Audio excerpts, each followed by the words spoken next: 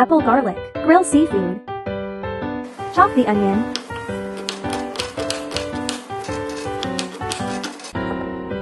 Cut the baby corn into small pieces. Cut the broccoli. Peel off the apple skin.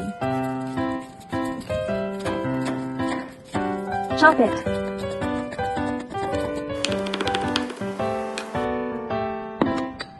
Remove the shrimp head, tail and vein.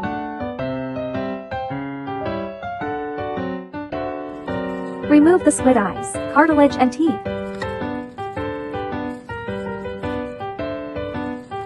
Add in the butter. Stir fry the chopped onion, garlic, and apple.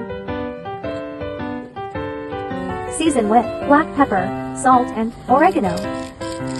Stir evenly. Add in a teaspoon of oyster sauce. Put aside. We use Lux baking casserole, 1,500 milliliters. Put in the seafood that you like to eat. Pour the cooked sauce over it. Some butter. Grill at 200 degrees Celsius for 30 minutes.